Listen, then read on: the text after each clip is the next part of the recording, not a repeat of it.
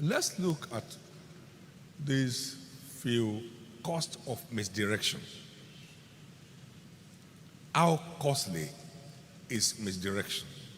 Jonah was sent to Nineveh, but headed to Tarshish and ended up in the belly of a fish. Only the mercy of God rescued him.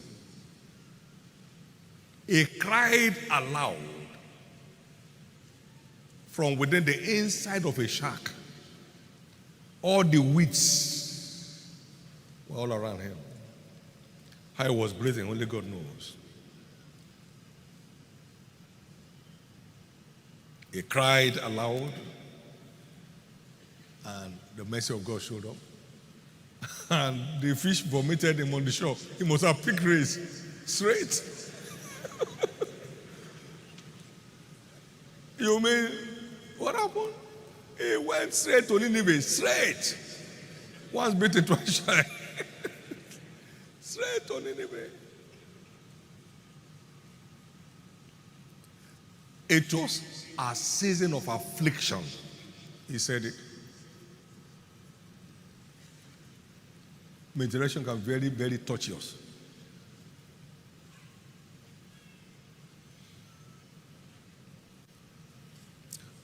Jonah chapter 1, verse 1 to 17.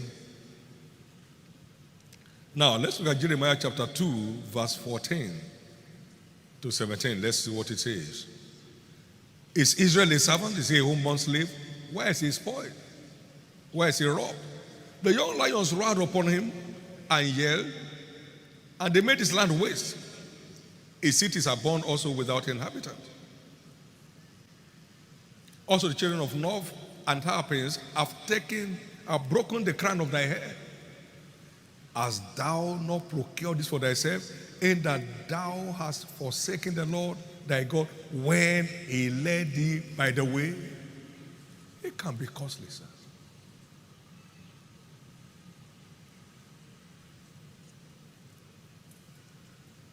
Ignoring the leading of the Lord can be very costly. That's the picture we have there. Isaiah 42 and verse 22 to 25.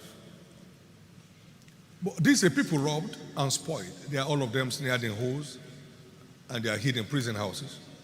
They are for a prey and non-deliverance, for a spoil and non-say this restore. Who among you will give ear to this? Who will hearken for the time to come? Who gave Jacob for a spoil, and Israel to the robbers? Did not the Lord, he against whom we have sinned, for they will not hearken, they will not walk in his ways, neither were they obedient unto his law. Verse 25 right now. Therefore, he has poured upon him the fury of his anger in the strength of battle. It has set him on fire round about, yet he knew not that he missed his step. And he burned him, yet he laid it not to heart. There are people going through stress today that misdirection is the cause of their crisis, the cause. They are just on the wrong path, and they're not ready to make a turn. And God is not going to force that on you. No. Many years ago, we had a very gruesome experience. There was this young man that said he was going on a very legitimate cause. A senior sister gave birth. The brother-in-law said he should help to get their mother to come and help. So he mentioned to me that morning, and I said, oh, congratulations. But how are you going? He said, I'm driving. I said, whose car are you using? He mentioned the name.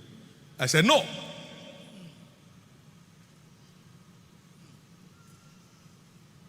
But the way he left me, I knew he was going to go. So I called for the man. I said, that car must not move an inch. He said, but I've given my words. I said, are your words immutable? Direct. Who are you giving your word? Are your words immutable? Very gruesome experience, sir. Under 2.5 hours, the young man was dead. One of the ladies that was in the car that was going to help the mom while they're coming back had her belly cut.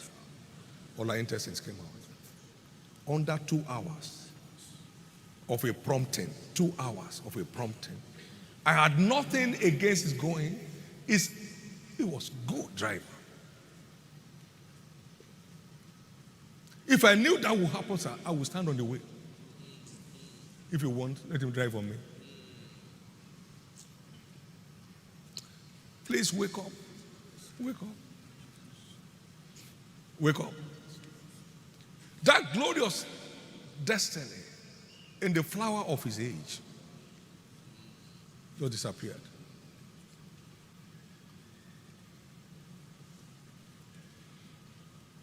What if he has that notion by himself? He won't go.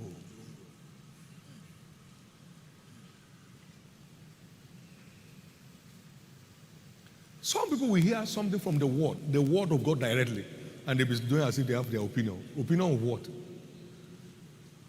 Opinion of what? Somebody here, you have escaped though. Every trap of the wicked to mislead your life is declared broken today.